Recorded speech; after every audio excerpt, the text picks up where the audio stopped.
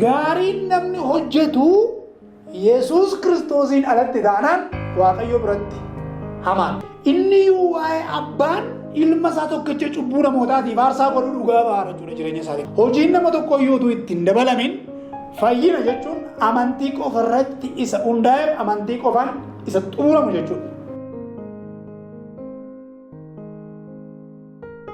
Shalom. Nagaanii faraarra Waaqayyoo baay'atuuf kutaa keenya jalqabaa irratti waa'ee fayyinaa fi wantoota tokko ilaalleerra. Amma kutaa lammaffaa qabannee isinii dhiyaachuu kooti. Egaa ani waan barsiisu Afrikaan qabu Hafuurri Qulqulluun isin barsiisa jedhee waan amanuuf garuu fuula keessan dhufeera. Ayyaanni faraarra Waaqayyoo hunduma keessaniif baay'atu yeroo ta'e waa'ee ayyaanaa ayyaanni hojii namaa barbaadamu kan jedhu tuqnee turre. Namaatii namaan barbaadamu hin barbaadu kan jedhu tuqnee turre. Seera raawwachuudhaan fayyuun hin danda'amu kan jedhu tuqnee turre. Amma garuu kutaa kana isa lammaffaa kana irratti waan tokkotu jabeessinee akka dubbannu barbaada. Innis fayyinni yookiin salveeshin inni jennu firdii Waaqayyoo bara baraa jalaa ba'uun hojii nuyi hojjennuudhaan immoo dhamaatii keenyaan immoo yookiis Yesuus Kiristoositti amanuudhaan yookiin amantiidhaan isa jedhu gadi fageessinee dubbannee ilaaluu barbaanna. Amantiidhaan argama yoo ta'e hojii keenya dabalatu. Hojii keenya dabalatu yoo ta'e amantii miti kan jedhu beekuutu nurra jira. Takkaa dubbadheen ture Addaam sababii Addaamii hundumti keenya du'oo turre cubbuu jalatti kufnee garba cubbuu taanee turre. Kana hundumaatiif sababa hojjeteef osoo hin ta'in wanta Addaam ofirratti fudhate hundumaa yookiin du'an ofitti fudhate hundumaa sababa nyaateedhaa fi ammas sababa hojiitiin yookiin namichi tokko hojjetatee galuu danda'a osoo hin ta'in amanee galuu danda'a. Hojii yeroo kaanu namoota adda addaa lakkaa'uu dandeenya. Namoota hojii gaarii hojjechuudhaan jannata minaalbaataatti galanii rakkatan. Naan rakkataa gargaaruudhaan wantoota adda addaa gochuudhaan waan baay'ee gochuudhaan namoonni sababa adda addaatiin nuyi akkasitti rabbii wajjin yookiin Waaqayyo wajjin nagaatti jirra akkasitti jireenya bara baraatti gallaa ni amanu. Amma dhugaadha kun. Kiristaanonni baay'een illee ani hojii akkasii hojjedheen fuula Waaqayyoo duraa qaba. Namoonni baay'een illee du'anii ka'anii ani yeroo nan du'ee kee hojii kee hojjettee hin xumurre. Ati hiyyeessaaf waan goone waan ta'eef dhaqi kana godhi deebii naan jedhanii na deebisee. Duunee kaananii yeroo isaan itti waan adda addaa dubbatan hin jira. Nuuf garuu ragaan namicha du'ee ka'e osoo hin ta'in ilaalcha namaa osoo hin ta'in dhugaan tokkichi Waaqayyoo qabu tokkoof tokko Yesuus Kiristoosidha. Wantoonni nuyi goonu dhugaan hawaasaa, dhugaan safaraa, dhugaan waldaa keessa jiru hundinuu dhugaa waldaadhaaf safaraaf dhaabatan malee dhugaa Waaqayyoof nama gidduu dhaabatan miti. Dhugaan Waaqayyoof nama gidduu dhaabate garuu Yesuus Kiristoos isa amantiin keenya ittiin jalqabee ittiin fiixaan ba'uudha jechuudha. Kanaaf hojiidha yoo jenne namoonni gara biroon Yesuus Kiristoosiin akka fayyisaa lubbuu isaanii godhanii fudhanne jireenyatti galuu jechuudha. Sababni isaa hojii gaarii nu caalaa hojjechuu danda'u waan ta'eef. Hojii gaarii hojjechuun keessa namummaa keenyaatti Waaqayyo jalqabumaa kaasee namni tokko hamaaf gaarii adda baasee kan ittiin beeku keessa waan kaa'e otuma seerriin jiraatin durayyuu otuma seerriin kennamin dura namoonni gaarii mamaa gochaa turan. Qaayel fa'aa aarsaa dhiyeessanii Abeel fa'aa aarsaa dhiyeessanii aarsaan Abeel fudhatame. Isa kamtu gaariidha isa kamtu hamaadha jedhanii adda baasuu hin danda'an turan karaa seeraa. Garuu keessa isaanii wanti waan gaarii nama adda baasu jira. Ta'us jireenyatti galuun yookiin Yesuus Kiristoosii wajjin abbaa keessa jiraachuun yookiin bara baraan jiraachuun kan inni danda'amu hojiin dabalataa'e. Namoonni baay'een akka waan inni hojii keessan yookiin hojii keenya dabalatutti amanuu dandeessu. Macaafnoo maal jedha? Hojii keenya dabalata jedha. Hojii gaarii qabna ittiin kan jireenyatti galu jedha. Amma sirra deebi'een dubbadha kutaa darbe keessatti dubbadheera. Hojii keenya ilaallata yoo ta'e Yesuus Kiristoos dhufuun hin barbaachisu ture. Hojiin keenya gahaadha jireenyatti galuuf waan ta'e. Garuu hojii keenya hin ilaallatu yoo ta'e amanuun isa xumuraaf isa dhumaati. Amantiin jechuudha. Hafuura amantii kanas Waaqayyootu kenna. Hojii gaafa jiru namoonni baay'een hojii gaarii hojjechuun hamaa ta'e jettanii fudhachuu dandeessu. Hamaa miti hojii gaarii hojjechuun. Hojii gaariin kiristaanota biratti kan inni hojjetamu hin fayyuuf osoo hin ta'in sababa fayyaniif. Kiristaanni fayye tokko kan inni godhuudha malee fayyuudhaaf waan inni godhu miti. Fakkeenyaaf Waaqayyoo gaariidha waan jedhamu akkamitti ilaala. Gaariidhuma jennu sanayyuu namoota nu beekaniif gaarii gochuudha. Namoota nu jaallataniif gaarii gochuudha. Namoota kallattii gaarii irra jiraniif gaarii gochuudha. Kun Waaqayyoo biratti gaariidha. Wangeela Maatiyos boqonnaa 5 yoo dubbistan waa'ee gaarii kana argachuu dandeessu. warrumaan nu deebisuu danda'aniif yoo gaarii goonedha. Gaarii kan jedhamu waaqayyooma biratti iyyuu waaqayyoo biratti gaarii nuyi madaallu iyyuu gaarii kan jedhamu waaqayyoo biratti yoo maal ta'edha yoo warra hamaan irratti yaadan irrattis gaarii gochuu dandeenya. Yoo warra hamaan irratti yaadaniifis gaarii gochuu, deebii gaarii deebisuu, hojii gaarii hojjechuu, ilaalcha gaarii yoo qabaanne irraa kadhame gaarii dhumma nuyi jennu sun iyyuu gaarii miti jechuudha. Isin akka warra kaanii hin ta'inaadha bartootaan. Isaan warra isaanii deebisuu danda'aniif gaarii godhu. Yookiin immoo yeroo nagaa wal gaafatanitti namoota isin jaallatan yoo isanii nagaa isin gaafatan qofa nagaa gaafatan warri kaanii warri gara biraan kana gochuu danda'u. Kanaaf kutaa kana dubbifanname. Efesoon boqonnaa 2:9 akkas jedha. Isin ayyaana waaqayyootiin karaa amantii fayyifamtan. Inni immoo kennaa waaqayyooti malee gocha ofii keessanii miti jedha. Hojiidhaanis miti. Namni tokko illee akka ittiin of hin jajnetti jedha. Namni tokko hojii akkasiin keessaa qabadee fayyina waaqayyootti akka of hin jajnetti. Ani koo hojii akkasii hojjedheera jireenyatti galuun naa mala akka hin jennetti waan tokkoon isinitti maasuma. Gaariin namni hojjetu Yesuus Kiristoosiin alatti taanaan waaqayyo biratti hamaan. Gaarii waaqayyo fudhatu yoo karaa Yesuus Kiristoosiin ta'e malee gaarii tokkoyyuu fudhachuu hin danda'u. Akkas jechuun maal jechuudha? Gaarii sana waaqayyo fudhateera jechuun namichi sun jireenyatti gala jechuudha. Dhugaan jiru isa kana. Maal jennaan namni kam gaarii dhaquun jedhee gochuu danda'a. Isa kanatu gaariidha jedhee gochuu danda'a. Isa kanatu gaariidha jedhee gochuu danda'a. Garuu karaan ittiin gaariin fudhatamu tokkicha tokkotu jira. Innis Yesuus Kiristoos qofaadha. Wanti nuyi hojjennu kam, wanti nuyi goonu kam Yesuus Kiristoos irraan adda ba'a yoo ta'e waaqayyo Yesuus Kiristoosiin ittiin ilaaluun irraa kan hafe waan garaa arguu hin danda'u. Wantoonni nuyi goonu hundinuu addaam keessaan goonu. Addaamummaa keenyatu godha malee isa nuyi Yesuus Kiristoositti fudhanne sanatu godha. Kanaaf kan Yesuus Kiristoosiin ala ba'ee fudhachuu hin danda'u. Kanaaf hojiin keenya akkam ree? Hojii gaarii hojjenneerraa, sanoo gaarii gooneerraa, namoota akkasiifoo gaarii gooneerraa jettanii dubbachuu dandeessu. Gaariin keessan akkuma jiretti itti fufu. Garuu akkas jedha waan harki keessan mirgaan godhu harki keessan bitaan hin beekineen gooftaa Yesuustu jedhe kan. Waanuma harki keessan gaarii ma jettan sana waan harki keessan bitaa godhu harki keessan mirgaan hin beekin jechuun maal jechuudha? Ittiin of hin tuulinaa, ittiin hin beekamtiin barbaadinaa, ittiin kana goonu hin jedhinaa. Kunis hojiidhaanis miti jedha. Maal malee fayyinni maaliidhaan? Amantiidhaan fayyifamtanii kan ammoo hojiin namaa keessan jiru jedha. Mee asumaan Roomee boqonnaa 4 lakkoofsa 2 dubbifanna. Fakkeenya tokkoon isinitti hima. Abrahaam amantiidhaan fayyada. Roomaa boqonnaa 4 lakkoofsa 2 kaaftanii yoo ilaaltan Abrahaam waan hojjeteen qajeelummaa utuu lakkaa'ameeraaf ta'e waaqayyo duratti yoo ta'uudhaa baateeyyuu kan ittiin of jaju hin qabaata ture. Maal otuu amantee qajeelummaansaa amantiidhaan argameef ta'e yookiin fuula waaqayyo duratti mudaa malee dhaabachuun qajeelummaa jechuun mudaa malee dhaabachuu qajeelanii jechuudha. Dhaabbii toluu jechuudha. Waan ta'eef dhaabbii waaqayyo irratti kan inni tolee hojii hojjeteen utuu ta'e ittiin of tuula ture. Garuu waaqayyo hojii hojjetee hin fudhanneedha. Maal malee amantii isaa malee. Maalni amantiin Abrahaam kuni jettanii gaaffii kaasuu dandeessu. Amantiin Abrahaam kun maal jettanii kaasuu dandeessu.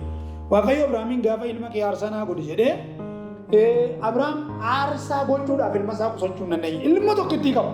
Maal jennaan inni waa'ee abbaan ilma isaa tokkicha cubbuu namootaatiif aarsaa godhuu dhugaa ba'a jechuudha jireenya isaatiif. Macaafni kakuu haaraan bifa waaqayyo isa mul'ataa ittiin karaa kee Yesuus Kiristoos nutti mul'ate kakuuma afaan immoo gaaddidduu akka ta'e namoonni baay'een hin beektu.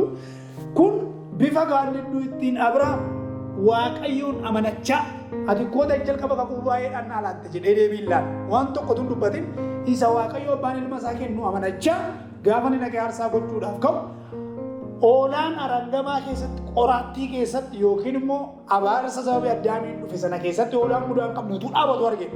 Abrahaam seera waa boqonnaa 11 irraa argachuu dandeenya isa kana. Innaa gaafa aarsaa godhuu waaqayyo aarsaa sana simate jechuudha. Amma bakka kana jaallattuun argechaa jira.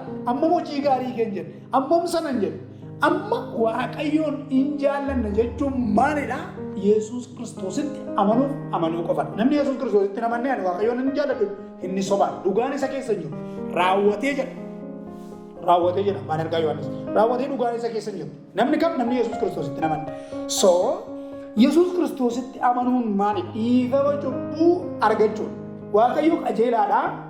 Akkamitti cubbuu dhiisa? Akkamitti dhiisa tokkoon isinitti himu. Gatii cubbuudhaaf ba'u aarsaa ta'uu guutummaa guutuutti bara baraaf kan dhiyaate argate.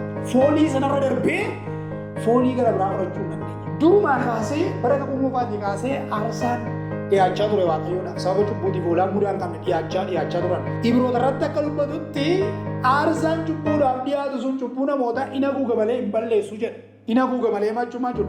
Yeroo namichi itti dhaqee cubbuu hojjetutti cubbichi haguugaan sun irraa ka'ee dugda duubaa kaasee irratti lakkaa'amutti kaa'u. Haguugamaadha waan ta'eef gaafa haguugiin sun irraa bu'a. Amma garuu akkamitti argame fayyina? Amma sanaa kaasee amma dhufee Yesuus Kiristoos aarsaa ta'utti wanti cubbuu balleessu hin argamu. Waaqayyo immoo cubbuu arguu waan hin barbaanne isa dhumaatiif aarsaa isaaf ta'u tokko qopheeffate. Innis eenyudha? Yesuus Kiristoos ilma isaa. Kanaaf adaba isa nuu malu isa nuuf ta'u sababa cubbuutiif yookiin sababa firdii nuu irratti ta'uutiif Yesuus Kiristoos irra firdii sana kaa'uudha. Abbaan aarsaa isatti tolu waan argateef dhiifama cubbuu kenna. Dhiifama cubbuu kennuu kana namoonni akkamitti beeku? Namoota namaa mirkaneessaa, paasteriitu qeesiitu namaa mirkaneessaa. Namoonni baay'een hin cuubamu. Wangeelii Yohaannis boqonnaa 3 walii dhalachuudhaan yoo baatte kan jedhu mirkaneessa amanuu isaanii hin kennu cuubamuudhaan bishaaniin wantoota adda addaadhaan mirkaneessa amanuu isaanii hin kennu. Dhuguma jarreen kun fayyaniiru kan jedhu gaaffii biraan ka'uu danda'a. Garuu kan ittiin mirkaneeffatu amanaadhuma Yesuus Kiristoositti amane sanatu Roomaa 8:14 irraa isa dubbatu sana hafuura qulqulluutu hafuura keenya wajjin galee mucaa Waaqayyoo ta'uu keenya mirkaneessarraa kan hafe paastariin tokko nu cuubuudhaan lubni tokko namichi wayii nu barsiisuudhaan barumsa amantii cimsannaa nu barsiisuudhaan ati fayyiteetta nuun jechuu hin danda'u.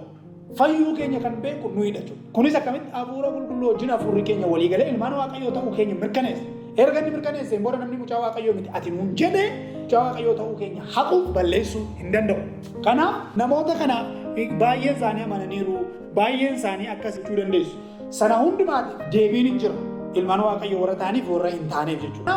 Hojiin nama tokko iyyuu itti hin dabalamin fayyina jechuun amantii qofa irratti isa hundaa'e amantii qofaan isa xumuramu jechuudha. Maal jechuudha amantii jechuun? Akkamitti amanna? Akkamitti amanna? Yesuus Kiristoos akka inni du'aa ka'e garaa keenya. Akka inni deebi'ee dhufu immoo afaan keenyaa yoo dhugaa baane fayyina bara baraa arganna jechuudha. Kanaaf fayyina kana argachuudhaaf Yesuus Kiristoos akka du'aa ka'e garaa keenyaan yoo amanne jechuun du'aa ka'uu isaatiin nus isaa wajjin du'aa kaaneera. Du'aa ka'uu isaatti kan amanu jechuun maal jechuudha? Akkuma inni du'aa ka'e anis isaa wajjin du'aa ka'eera. Akkuma inni jiraachaa jiru anis isaa wajjin jira.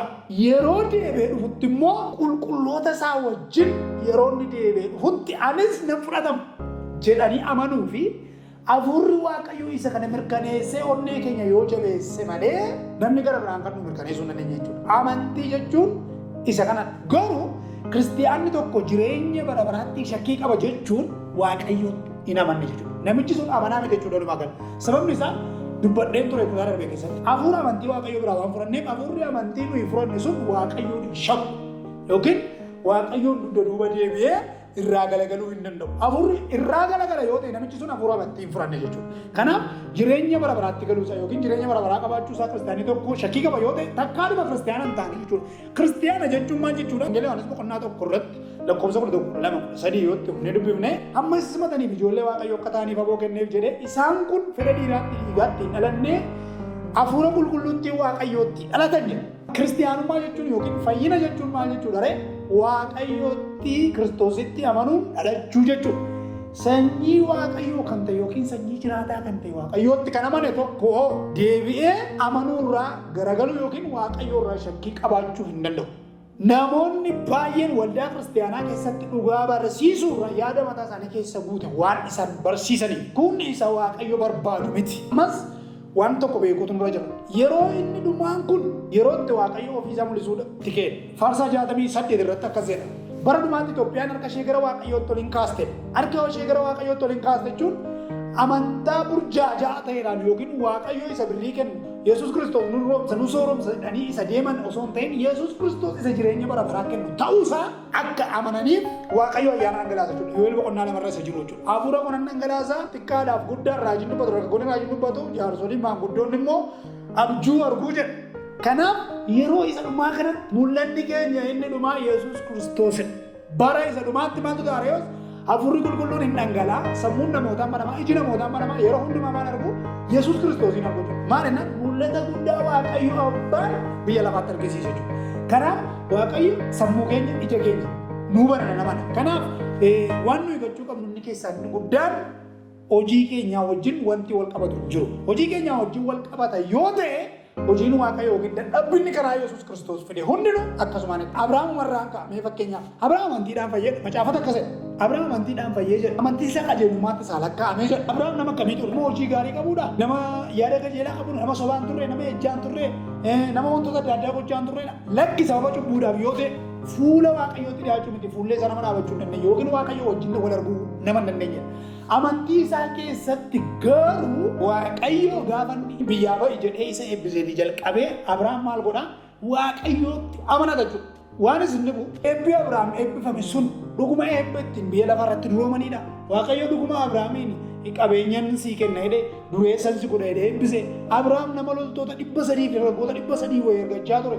Loltoota mootota 5 mu'aa turanidha lolanii mu'aa turanidha dargaggoota jajjaboo of biraa qabuun qabeenya daangaan qabne qabeenya baay'ee nama of biraa qabuun waaqayyo dhuguma birrii sii kenna eebbise. Lakki akkas miti ati qomoo kee keessaa sanyii kee keessa lammii kee keessaa gaafa ba'i ani immoo sin eebbisaa sanyii keetiin biyya lafaanan eebbisaa qomoo keetiin biyya lafaanan eebbisaa jedhe.